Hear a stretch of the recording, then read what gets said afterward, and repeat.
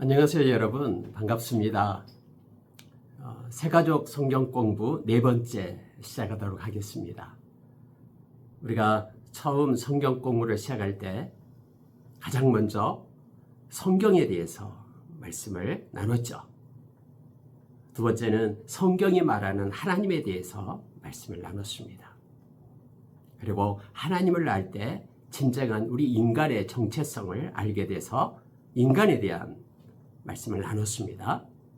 혹시 궁금하시면 앞에 있는 영상을 참고해 주시면 되겠습니다. 오늘 네 번째로 이제 우리 인간을 구원하실, 그래서 하늘의 보좌를 버리고 이 땅에 오신 예수 그리스도에 대해서 이 시간에 공부하도록 하겠습니다.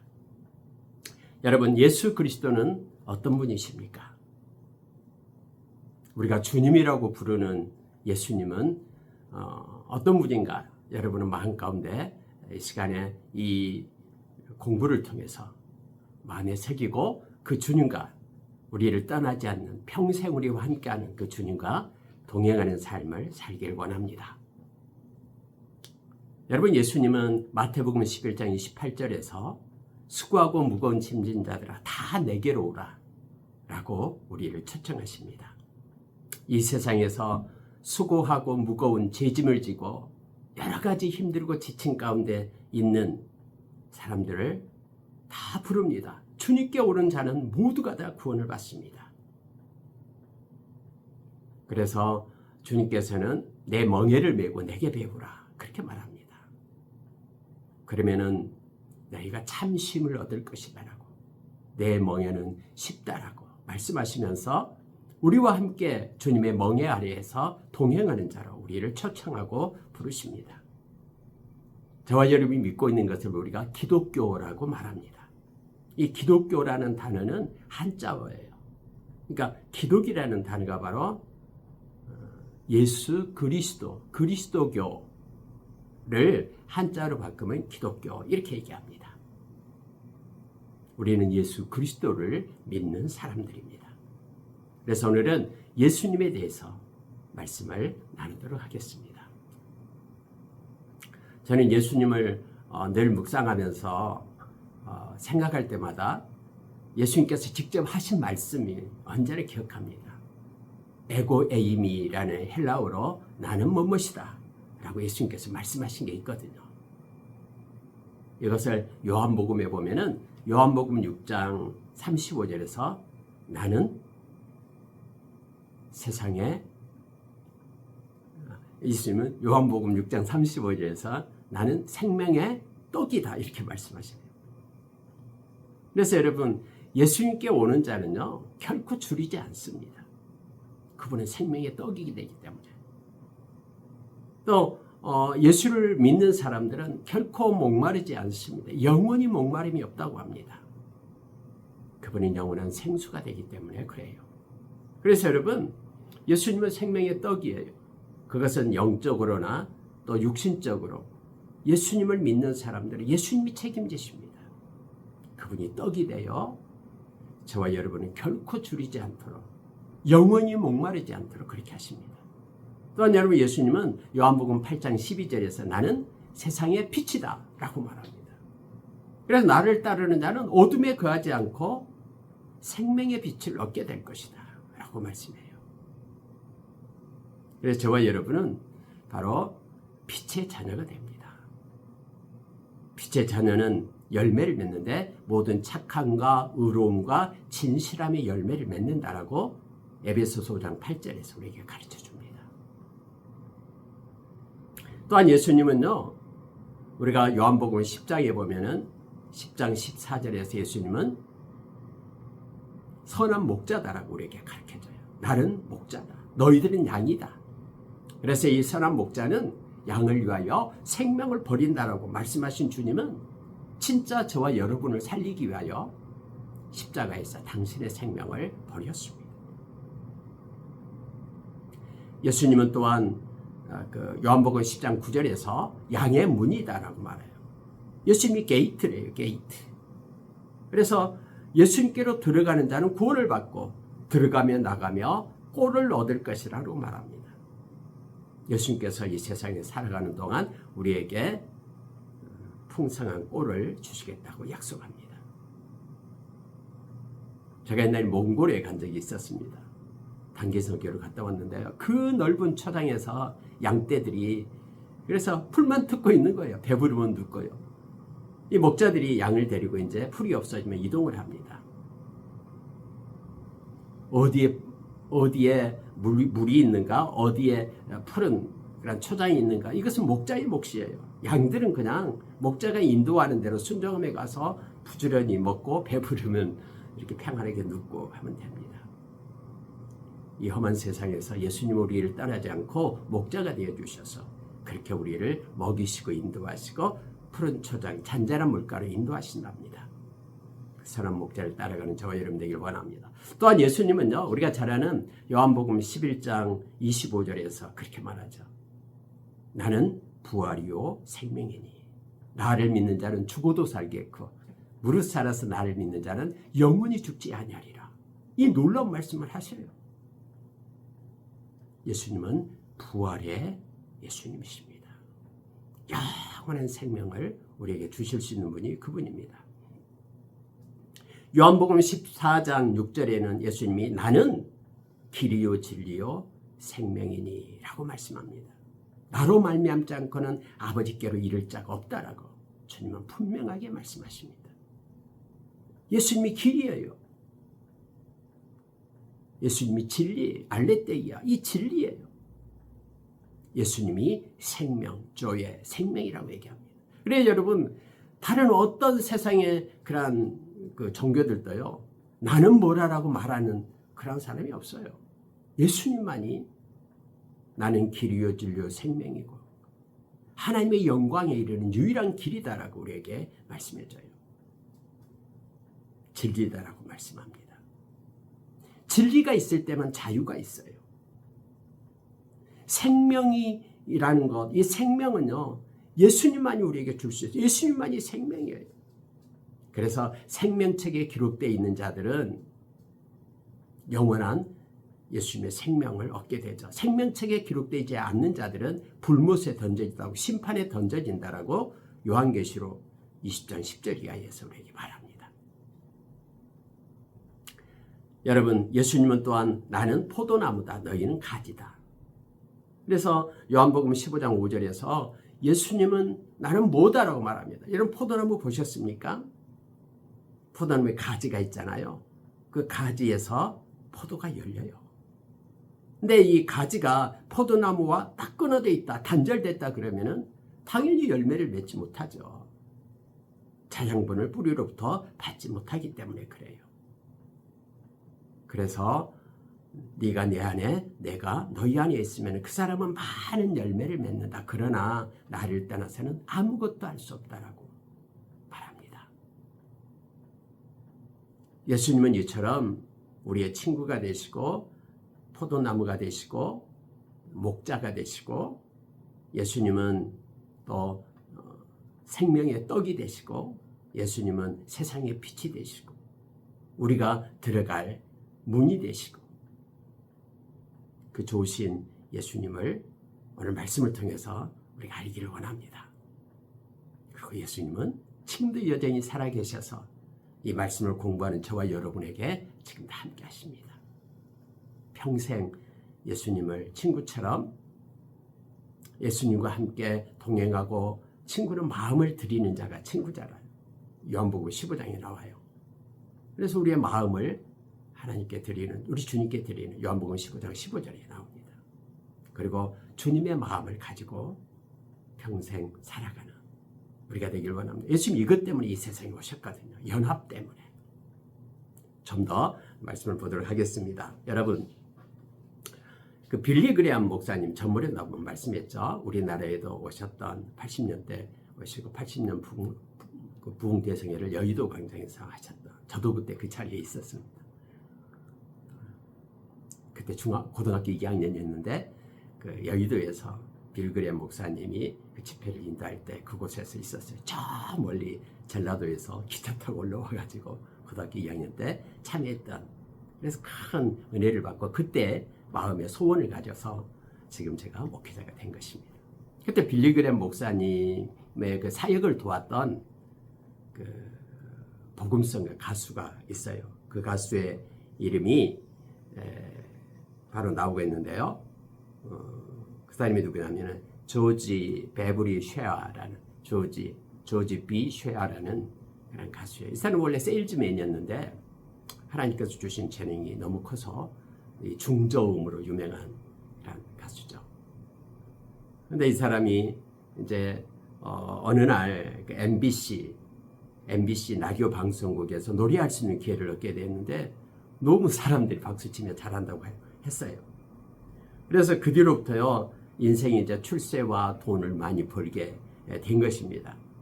근데 여러분 이렇게 돈을 벌고 출세를 하게 되면요 막 기쁨이 있어야 되고 평안해야 되는데 그의 마음 가운데 막 두려움이 몰려왔다고 합니다. 그래서 그는 조용히 기도를 했고 그의 어머니 이름도 나오는데요. 그의 어머니가 기도를 같이 하기 시작합니다. 그의 어머니가 밀러라고 나오는가요? 책에는요.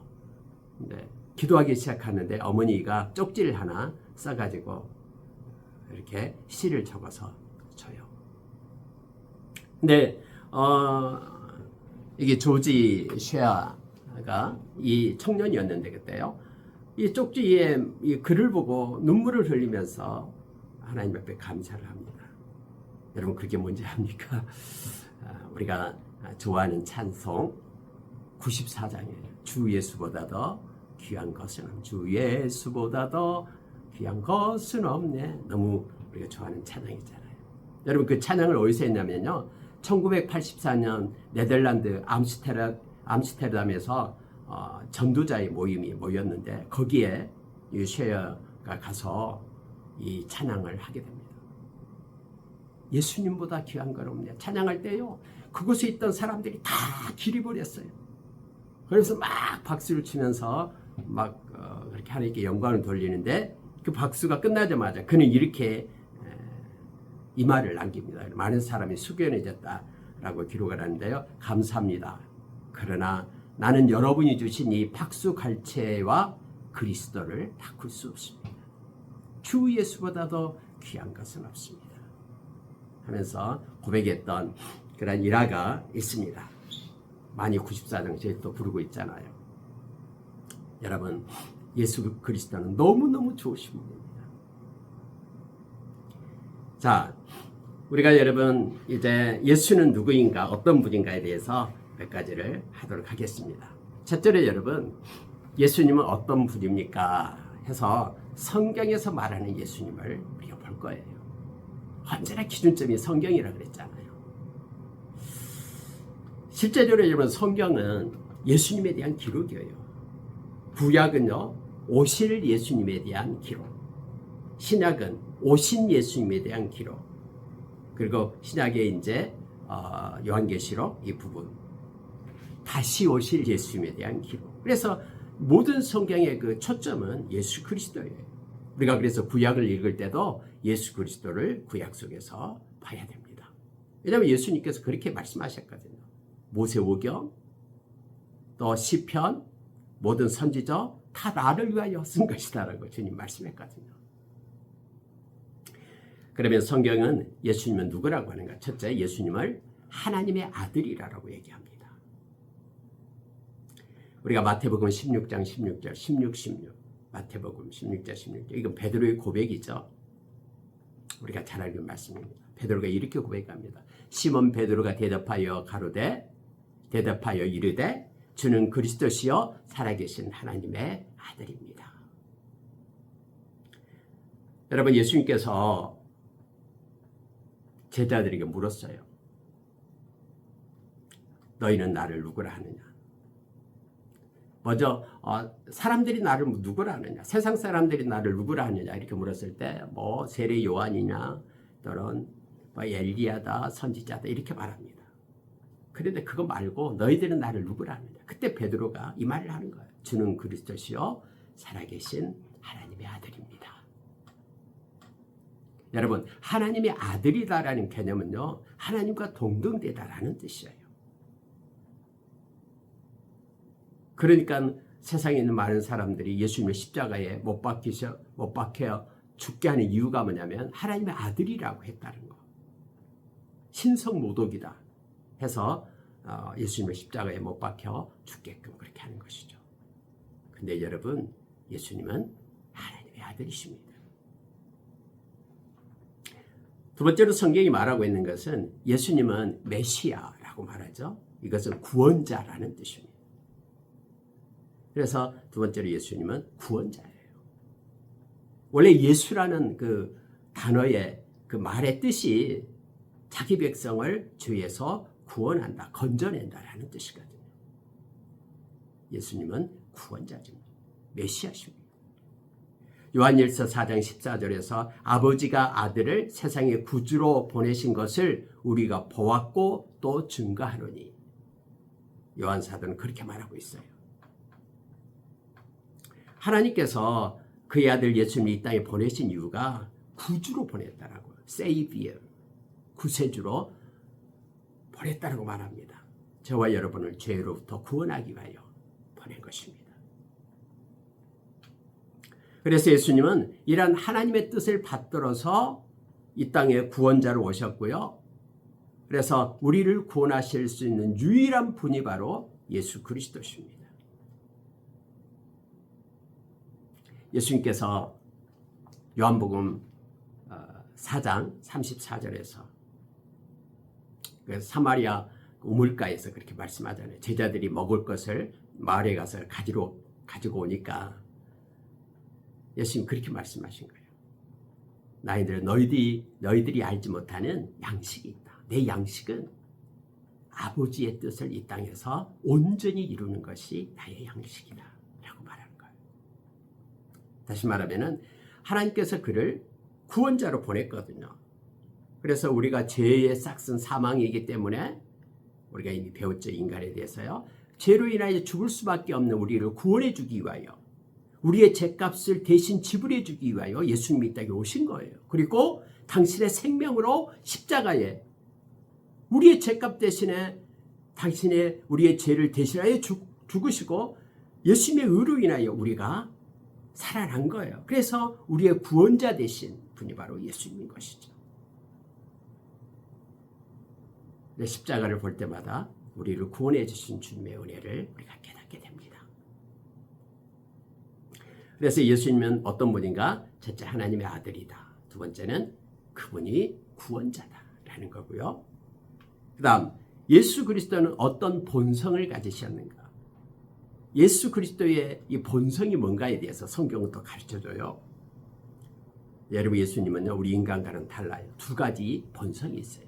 하나는 뭐냐면 신성이에요. 즉 하나님입니다.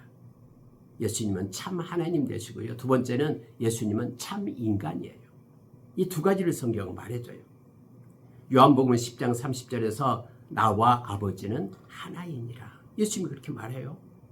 이것 때문에 많은 유대인들이 예수님을 신성모독죄로 잡아서 십자가에 죽게끔 하는 것이죠. 하나님과 하나다라고 말합니다. 빌립보서 2장 5절에도 하나님은 예수님은 근본 하나님과 같은 본체라고 얘기해요. 똑같은 본체, 네이처, 이 본질이라고 얘기합니다. 그래서 예수님은 참 하나님이십니다. 예수님은 100%, 예수 그리스도는 100% 하나님이에요. 신성을 가졌어요. 그래서 예수 그리스도는 하나님이기 때문에 우리를 구원하실 수 있습니다. 또 예수 그리스도는요, 참 인간이에요. 근데 거짓 이단들은 예수님은 가짜 인간이다라고 말해요. 그래서 십자가에서도 예수님이 하나도 안 아팠을 것이라고 얘기해요. 그러나 그렇게 말하는 이들은 다 이단이다라고 성경 말해주고 있어요. 예수님이 진짜 인간의 모습 그대로 오신 거예요. 하나님이시면서 인간이신 거예요. 이것이 우리 인간과는 다른 점이에요. 요한복음 1장 14절에서 말씀이 육신이 되어 우리 가운데 거하시며 우리가 그 영광을 보니 아버지의 독생자의 영광이요 은혜와 진리가 충만하더라. 갈라디아서 4장 4절 때가 차면 하나님의 그 아들을 보내서 여자에게서 나게 하시고 율법 아래 나게 하신 것은 이렇게 돼 있어요. 하나님의 시간표에 하나님께서 이 땅에 육신을 입고 오게끔 그렇게 한 거예요. 이걸 영어로 우리가 incarnation, 성육신 이렇게 말합니다. 그래서 여러분 예수님이 이 세상에 살아가면서 아플 때도 있었고요. 피곤할 때도 있었고요. 그리고 우리 인간의 느끼는 모든 것들, 고난을 받을 때도 있고요. 다 체휼하신 분이에요. 예수님은 100% 인간입니다. 그래서 100% 인간이기 때문에 우리 인간을 대신해서 그렇게 예수님은 십자가에 제물로 죽으실 수가 있습니다. 예수님은 참 하나님이시며 사람이기 때문에 하나님과 인간 사이의 중보자가 되실 수 있었습니다. 예수님은 우리와 동일한 인간이기 때문에 인간 대신 죽을 수 있었고 죄가 없는 하나님이기 때문에 완전한 대속물로 우리를 구속할 수가 있었습니다. 그래서 예수님은 십자가의 제단에 예수님이 대제사장이 되시고 제물이 바로 자기 자신이 되어서 자기의 생명을 십자가에 놓음으로 우리가 대신 죽어야 될 그 자리에서 우리를 밀쳐내고 예수님이 대신 죽으시고 우리를 살리신 거예요. 이게 대속이라고 말합니다. 이게 우리를 십자가에서 우리를 구원했다라고 말합니다. 십자가에서 그 흘리신 보혈로 피로 저와 여러분의 죄값을 지불하셨다라고 말합니다. 우리가 잘 아는 성경 말씀 고린도후서 5장 21절에서 아무 흠이 없는 예수님께서 우리의 죄가 되사 심판을 받으시고 그의 의가 우리에게 입혀져서 우리가 하나님의 의가 되어서 하나님의 자녀가 되었다라고 성경은 말합니다. 네, 여러분, 그럼 예수님은 어떻게 오셨습니까? 성경에서 가르쳐준 예수님이 이 땅에 어떻게 오셨는가를 성경은 말했는데요. 첫째, 예수님은요, 우리 인간은 누가 태어날 것이다 라고 말한 적이 없잖아요. 그런데 예수님은 이미 예수님이 오시기 전 700년 전부터 선지자 이사야를 통해서 예수님이 이 땅에 오실 것을 말했어요. 예언했어요. 이사야서 7장 14절에서 그러므로 주께서 친히 징조로 너희에게 주실 것이라. 보라, 처녀가 잉태하여 아들을 낳을 것이요 그 이름을 임마누엘이라 하리라. 처녀가 잉태된대요. 어디 인간은 처녀가 잉태될 수가 없잖아요. 그런데 예수님은 성령으로 잉태되기 때문에 처녀가 잉태됐다라고 성경에서 이리 말하고요. 예언하고 예수님께서 오신 거예요. 그래서 예수님은 보통 인간과 다르게 예언된 분이 오신 것이다 라는 거고요. 두 번째는요. 성령으로 잉태하사 이게 있어요. 남자와 여자에 의해서 아기가 태어난 것이 아니라 예수님은 여자의 처녀인 마리아의 배를 빌려서 성령에 의해서 태어났다고 말합니다. 그래서 여러분 마태복음 1장 18절에서 예수 그리스도의 나심은 이러하니라. 그 모친 마리아가 요셉과 정환하고 동거하기 전에 성령으로 잉태된 것이 나타났더니 예수님은 성령으로 잉태된 거예요. 어떤 사람은 말도 안 된다라고 얘기해요. 어떻게 처녀가 아기를 낳을 수가 있어? 이건 논리적으로도 맞지도 않아. 이 세상에 있을 수 없어. 여러분 하나님이니까 가능한 거예요. 세상에 인간이 창조되고 하나님께서 말씀하시면 하늘이 창조되고 산이 창조되고 흙이 창조되고 모든 동물들이 창조되는 그 모든 것들이 어떻게 가능합니까? 우리의 논리로? 하나님이니까 가능한 거예요. 그래서 예수님은 참 하나님이시기 때문에 성령으로 처녀의 몸을 빌려서 잉태된 것입니다. 만약에 이것을 우리가 믿지 못한다 그러면은 우리는 하나님의 말씀을 믿을 수가 없어요. 창세기 1장 1절을 믿을 수가 없어요. 태초에 하나님이 천지를 창조하시니라. 이 말씀을 우리는 믿을 수가 없는 거예요. 동정녀 탄생, 성령으로 탄생됐다는 것을 우리는 믿습니다. 누가복음 1장 35절에서는 천사가 대답하여 이르되 성령이 내게 임하시고 지극히 높으신 이의 능력이 너를 덮으시리니 그러므로 나실 바 거룩한 자는 하나님의 아들이라 일컬으리라. 가브리엘 천사가 지금 마리아에게 하는 얘기예요. 하나님의 아들이거든요. 나는 남자를 알지 못하는데 어떻게 이런 일이 있습니까? 라고 마리아가 말할 때 이것은 하나님이 하시는 일이다. 그는 하나님의 아들이라 라고 말씀하신 것을 보게 됩니다. 여러분, 예수님이 이 세상에 오실 때요, 모든 인간은 우리가 죄를 가지고 태어난다 했잖아요. 그래서 태어나는 수부터 죄인이에요. 가만히 있으면 지옥에 가요. 우리가 이미 인간론에 대해서 배웠죠. 앞 시간에요. 근데 여러분, 예수님은 죄가 없는 상태로 태어나요. 성령으로 태어나셨기 때문에. 그래서 히브리서 4장 15절에 보면은 우리에게 있는 대제사장은 우리 연약함을 체휼하지 아니하는 자가 아니요 모든 일에 우리와 한결같이 시험을 받은 자로 돼 죄는 없으시니라. 인간으로 참 인간으로 오셨지만 예수님은 죄가 없으신 분입니다. 그래서 죄가 없기 때문에 우리를 대신해서 우리의 죄값을 지불할 그러한 제물이 되신 것입니다. 여러분, 우리가 그리스의 한 왕의 애화가 있잖아요. 이 그리스 왕 중에 자리우커스라는 왕이 있었어요. 아마 많이 인터넷에도 나오고 여러분도 이 말을 들었을 거예요. 근데 그가 다스리던 때에요, 너무나 나라가 이렇게 풍성해진 거예요. 소출이 많고 해서 부자가 돼요. 여러분, 언제 부자가 되면 타락하기 시작하나요? 가장 먼저 타락하는 게요, 음란해집니다. 성적인 타락이 와요. 그러니까 이 왕이 자리우커스라는 왕이 보니까요, 너무나 사람들이 이렇게 음란해지고 간음하고 막 빠지는 거예요. 그래서 안 되겠다. 그래서 법을 하나 만들어요. 어떤 법을 말하냐면은 지금부터 간음하는 자는 눈을 갖다가 이 뾰족한 걸로 눈을 찌르겠다라는 거예요. 보지 못하게 실명을 만들겠다. 눈동자를 찔러버리겠다라고 얘기한 거예요. 누구나 다. 근데 이거 아십니까? 그렇게 전국에 이렇게 그리스 왕이 선포하고 나서 가장 먼저 그 법에 걸린 사람이 자기 아들이에요. 아들이 간음죄에 걸리게 됩니다. 근데 아버지가 이제 고민하기 시작하죠. 다른 사람이라면 그대로 법대로 집행해서 눈을 갖다가 찔러버리면 되지만, 여러분, 이스라엘의 마지막 왕이었던 시드기야 왕도 두 눈이 뽑힌 채 이렇게 쇠사슬에 묶여가지고 바벨론으로 포로로 끌려간 거 알죠? 근데 여러분, 이제는 자기 아들이 잡혀온 거예요. 이거 어떻게 하겠어요? 이 자리우커스 왕은 밤새 고민을 하다가 생각을 합니다.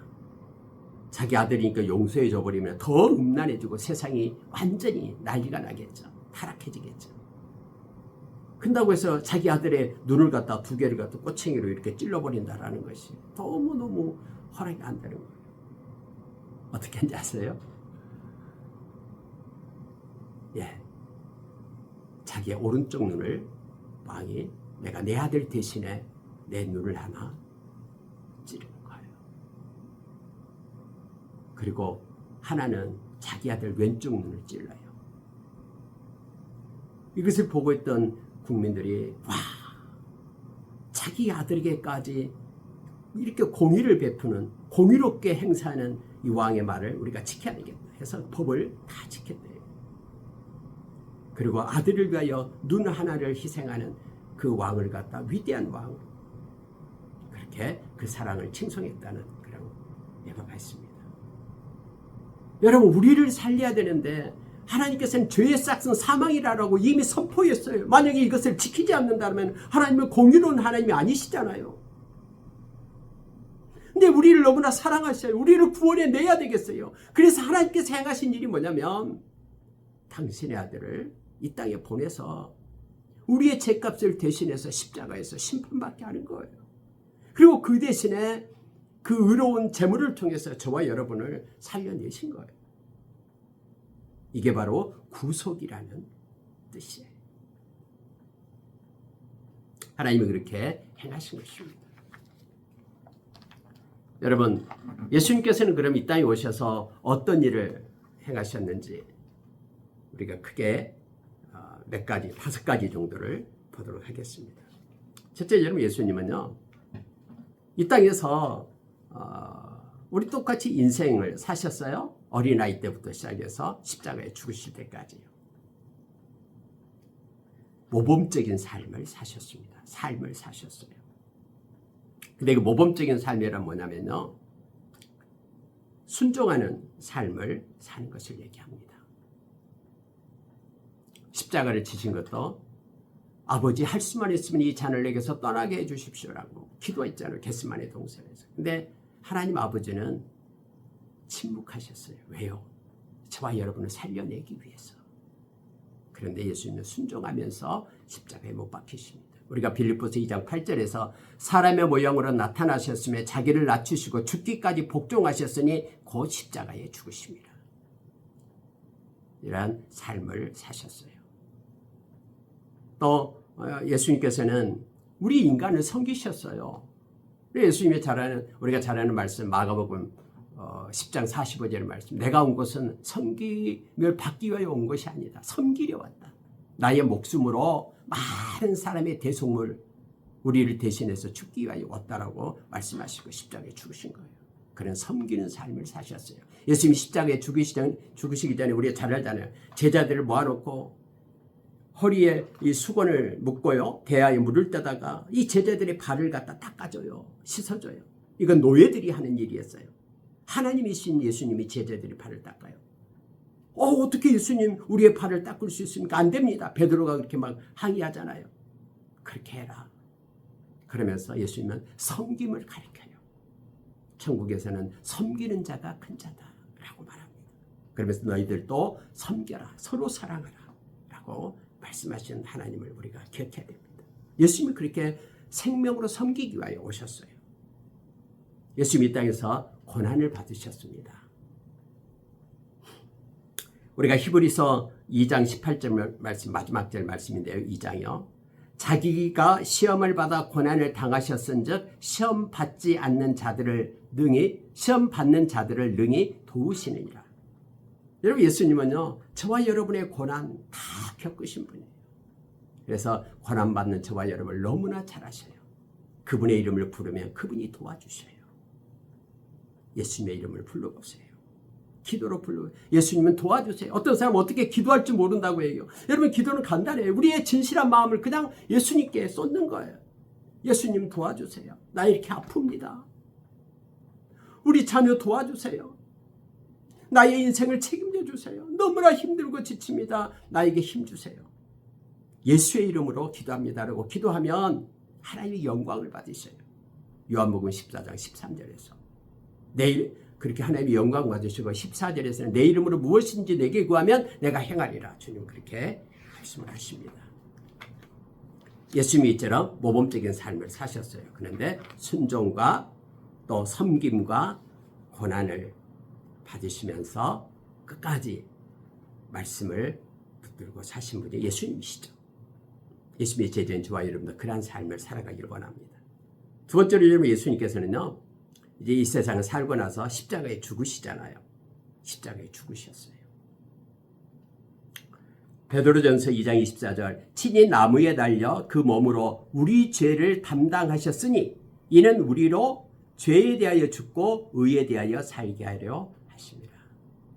예수님 진짜 저와 여러분 대신에 죽으셨다니까요. 그래서 예수 믿으면은 우리의 죄가 예수님 때문에 사함을 받게 됩니다. 그래서 우리가 십자가를 찬양하는 거예요. 그래서 기독교를 십자가의 종교라고 말하는 거예요. 예수님은 3일 만에 부활하셨어요. 그게 바로 주일날이에요. 그래서 우리가 주일날 그 부활하신 주님을 위하여 예배를 드리는 거예요. 감사하게. 부활하셔서 영원한 우리에게 안식을 주셨거든요. 로마서 1장 4절에 성결의 영으로는 죽은 자 가운데서 부활하여 능력으로 하나님의 아들로 인정되셨으니 곧 우리 주 예수 그리스도시니라 라고 말합니다. 여러분, 세상에 어떤 인간이 영웅호걸이 어떤 종교의 창시자가 죽고 나서 부활한 사람이 있습니까? 우리 주님만이 부활하셔요. 우리 주님만이 빈 무덤이에요. 그분이 약속하신 대로 부활하셨어요. 그리고 저와 여러분도 예수님처럼 그렇게 부활을 하게 될 겁니다. 그래서 우리는 이 세상의 죽음이 두렵지 않아요. 나는 부활이요 생명이니. 아까 서두에 우리 주님 말씀하신 것처럼 그렇게 되는 거예요. 예수님께서는 고린도전서 15장 3절 4절에서 내가 받은 것을 먼저 너희에게 전하였노니 이는 성경대로 그리스도께서 우리 죄를 위하여 죽으시고 장사 지낸 바 되었다가 성경대로 사흘 만에 다시 살아나사. 고린도전서 15장 52절에 나팔소리가 나며 죽은 자들이 썩지 아니할 것으로 다시 살고 우리도 변화하리라. 예수님께서 부활의 첫 열매가 되셨기 때문에 우리 주님 다시 오실 때 저와 여러분도 부활체를 입고요 영원히 주님과 함께 살게 되는 거예요. 이것이 믿음이고 신앙입니다. 자, 예수님이 삶을 사셨죠. 예수님 십자가에 죽으셨죠. 예수님이 부활하셨어요. 그리고 했던 일이 40일간 이 땅에 계시다가 예수님이 승천하십니다. 40일간 계실 때에 예수님께서 이 세상에서 무엇을 가르쳐주는지 아세요? 야, 내 제자들아, 사랑하는 제자들아, 이 세상에서 부자로 살아라 해서 재테크 하는 거 아니잖아요. 가르치는 거 아니고요. 하나님의 나라의 일을 가르쳤다라고 사도행전 1장 3절 이하에 가르쳐줘요. 그리고 40일 만에 감람산에서 예수님께서 구름 타고 하늘로 올라가십니다. 승천하셔요. 사도행전 1장 9절에 이 말씀을 마치시고 저희 보는 데서 올리워 가시니 구름이 저를 가리워 보이지 않게 하시더라. 그러고 나서 여러분 이제 예수님이 말씀하신 약속이 있잖아요. 5번째로 예수님은 재림하십니다. 이게 바로 파루시아 재림이에요. 지금까지 우리는 예수님께서 이 세상에 사셨던 일을 공부했습니다. 근데 예수님이 약속하신 게 있는데 다시 오시겠다고 약속하신 거예요. 사도행전 1장 11절에서 가로되 갈릴리 사람들 어찌하여 서서 하늘을 쳐다보느냐 너희 가운데서 하늘로 올리우신 이 예수는 하늘로 가심을 본 그대로 오시리라 하였느니라. 여러분 우리가 베드로후서 3장 1절에서 7절 말씀 보면 사람들이 에이 무슨 소리냐 어제 1000년 전 그대로 하늘이 그대로 있는데 예수님이 무슨 오신다라고. 아니요. 예수님 약속하셨기 때문에 오셔요. 말씀에 의해서 모든 천지가 창조된 것처럼 말씀에 의해서 예수님은 오십니다. 단지 구원받을 자를 지금도 주님은 기다리고 계시고 있어요. 그러나 하나님의 때에 반드시 오십니다. 마치 여러분 한창은 봄날에요. 유치원 선생님이 아이들 데리고 소풍을 갔어요. 그러면서 선생님이 아이들에게 이렇게 말합니다. 아이들아 지금부터 자유시간이다. 선생님이 이 호각소리 불 때까지 호루라기 불 때까지 너희들은 마음대로 놀아. 근데 호루라기가 불면 이것에 집합해야 돼 라고 말합니다. 막 아이들은 가서 뭐 냇가도 가고 물고기도 잡고 아니면은 뭐 모래성도 쌓고 막 재밌게 신나게 자기 마음대로 놀아요. 어디까지요? 호루라기를 불 때까지. 근데 갑자기 선생님이 삐 하고 불어요. 그러니까 아이들이 하던 일을 다 놓고요 그대로 그 자리로 오른 거예요. 똑같습니다. 우리 주님 오셔서 재림하실 때 우리가 하고 있는 모든 일 그대로 놔두고 우리 주님 앞에 서게 될 겁니다. 이 말씀 보고 마치겠습니다. 데살로니가전서 4장 16절 17절 주께서 호령과 천사장의 소리와 하나님의 나팔로 친히 하늘로 쫓아 강림하시리니 그리스도 안에서 죽은 자들이 먼저 일어나고 그 후에 우리 살아남은 자도 저희와 함께 구름 속으로 끌어올려 공중에서 주를 영접하게 하시리니 그리하여 우리가 항상 주와 함께 있으리라. 하나님이 저와 여러분에게 자유시간을 주었습니다. 그러나 이 자유시간이 끝날 때가 있습니다. 개인적인 종말 아니면 우리 주님이 오셔서 영원한 새하늘과 새 땅이 있게 됨을 성경은 가르쳐줍니다. 여러분 이 좋으신 예수님을 마음속에 영접하고 하나님의 자녀가 되고 여전히 살아계셔서 우리와 함께 하시는 주님과 동행하는 여러분 되시기를 예수의 이름으로 축원합니다. 감사합니다. 수고하셨습니다.